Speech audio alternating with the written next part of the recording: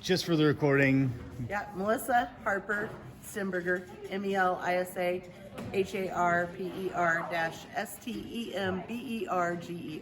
And tell me a little bit about the play. From what I understand, it kind of reminds me of what's that Japanese, the Rashomon, I believe it is. A little bit, but it's more just, if you know the story Our Town by Thornton Wilder, it's kind of loosely based on it, but it's a comedy of it.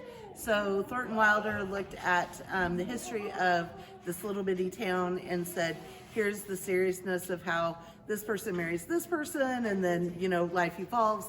And this one is looking at the history of this little bitty town called Humbletown, the greatest town on earth, which just from the title, it's already going to be very sarcastic and, and quick-witted. And because you can't be humble and be the greatest. And but it's about this family who starts this little bitty town, and over the years it grows and prospers and becomes bigger and bigger, and it goes through kind of the history of it. So, from industrialization, or from the Civil War to industrialization to modern days, and that type of stuff. And so, and I think the kids have done a really great job with really looking into the history and true history and saying, okay, so what really happened in our world with industrialization, with racism, with the Native Americans and these type of issues, and how could we have done better? And it kind of pokes fun at how we handled some situations in our history. And so I think the kids have learned a lot throughout this whole process. And we're just excited to put on this show. I was about to say, when's the debut? Debut is the 10th, 11th, and 12th of March, so it's right around the corner. Tickets are only $5 for every seat, and so you can't beat that for great family entertainment. And we've been working hard on some fun sound cues with it, and I have Ashton Foley back up there working in the sound booth, and it's slowly coming together.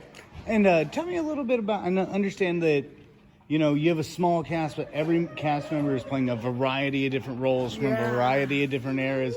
What's it like directing that and kind of coordinating the chaos, as they say? I'm not sure if we're doing a very good job of coordinating the chaos right now. Andy Brown is my assistant director or co-director. And boy, just juggling everyone's schedule right now. Our kids are so involved with everything. So when you have one kid who's playing 10 different people and coming in and out at different places as different characters, it's so vital that everyone's here. And I don't know if we've had one, I don't even think we've had one practice where every kid was here for, just because they're so involved with stuff. So, and that's exciting that our kids are getting really involved in many different exciting things that are happening at CHS. But at the same time, man, it makes it tough. Absolutely. And one more question, which is, I think if they stay on track with construction, I believe they're looking to open up the new theater by this. I mean, hopefully, fingers crossed. Right. But what's it like potentially being the final show, this final CHS show inside this theater? Well, to be honest with you, it makes me a little sad. I'm super excited about the progress and the support that we've had with the community, and I'm very appreciative of everyone's support in building what I think will be an amazing, beautiful performing arts building that will benefit the community and the students. But I've done 25 years worth of shows, plus I went to school here and did an additional 4 years, so because I was involved in the plays and theaters in high school, and so that's almost 30 years I've had living in this building, and so it's kind of giving up a part of my heart. So I'll miss it. It has its own definite quirks, but we're excited. Absolutely. Well, no, that's all I got. All Is there anything I'm missing, or you think we covered everything? I think, just the 7 o'clock each night. Tickets are only sold at the door this year. Okay. So we're not going to deal with online. We lose some money when we do online sales and stuff because it goes to the company. Because they want their piece, of Right. course. Yeah. And so only at the door, sold, no advance tickets.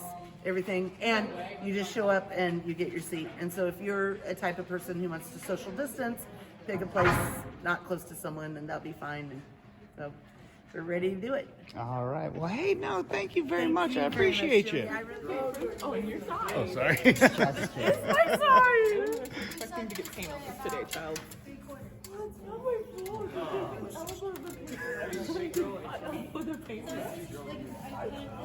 You know, what is it like? You're prepping the stage for what might be the last show inside this theater with the new theater getting prepped up.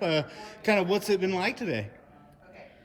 It's been great. We got here, we did a warm-up, and then we went straight into pulling our sets out and getting platforms, getting all our supplies ready, and just starting. And I'm noticing a lot of the sets they're kind of three-dimensional. Kind of what's going on here with this show? Are these portable? I mean, yeah, they have wheels on the bottom of each platform, so we kind of stack some wood and build some stuff on top of the platforms. You can move them around however needed, so it's good for moving stuff on set, off set for different scenes. and Ben, this is your first lead role, is that right? No. Oh no! That's wrong. No, it's not my first lead role, but it is a very fun I one. was about to say, tell me a little bit about the play. Kind of what's going on here.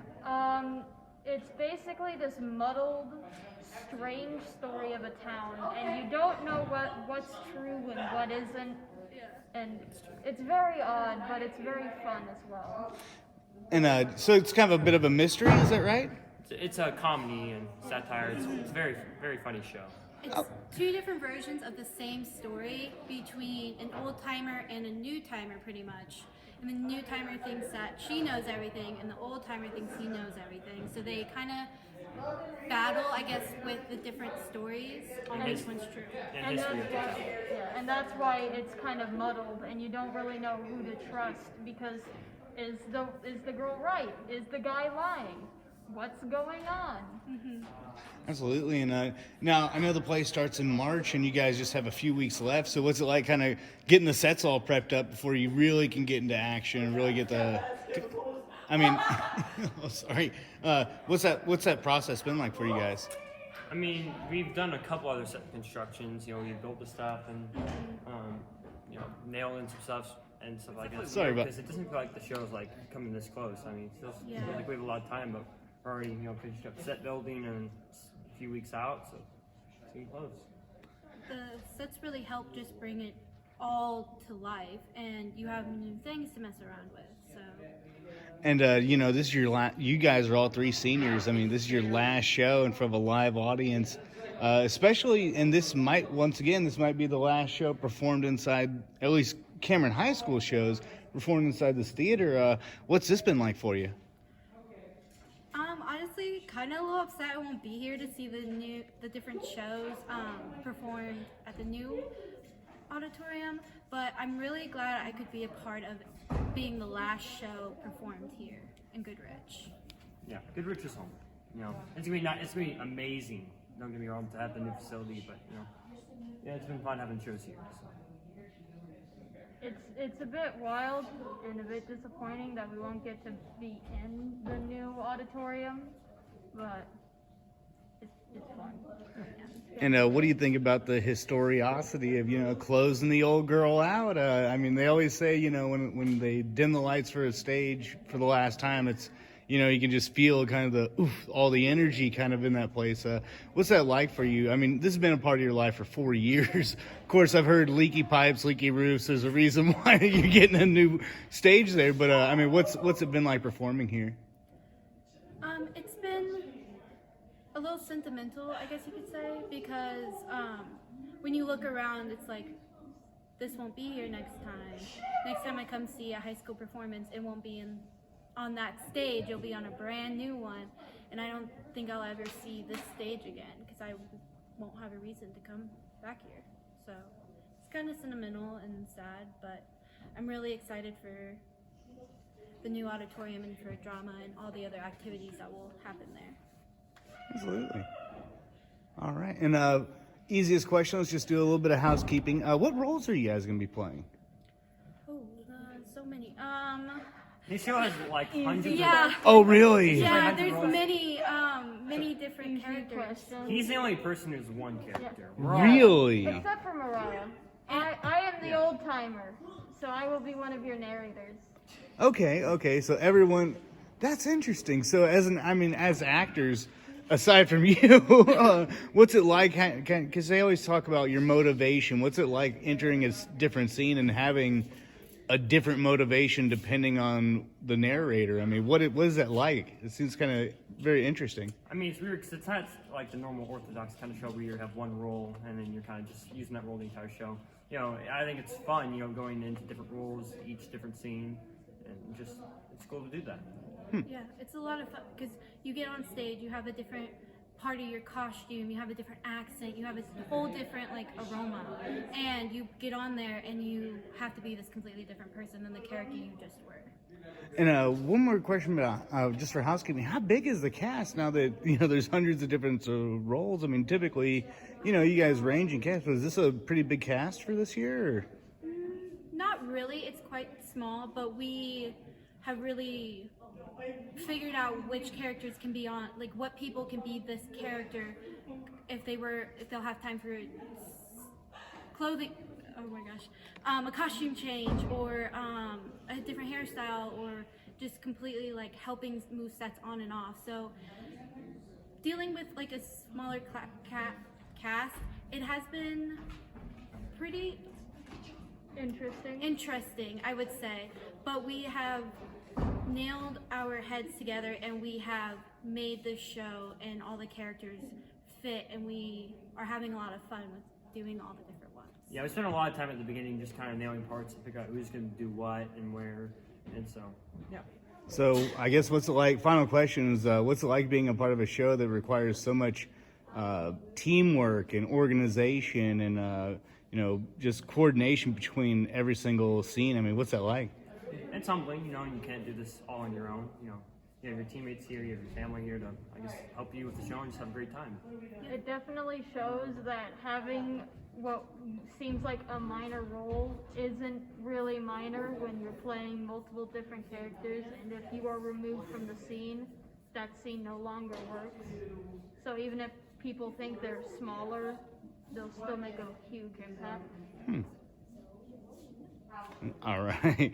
Well, no, that's all I got. Hey, I appreciate you guys. Thank you. I was just getting a test. Okay, can I have Jimmy, I have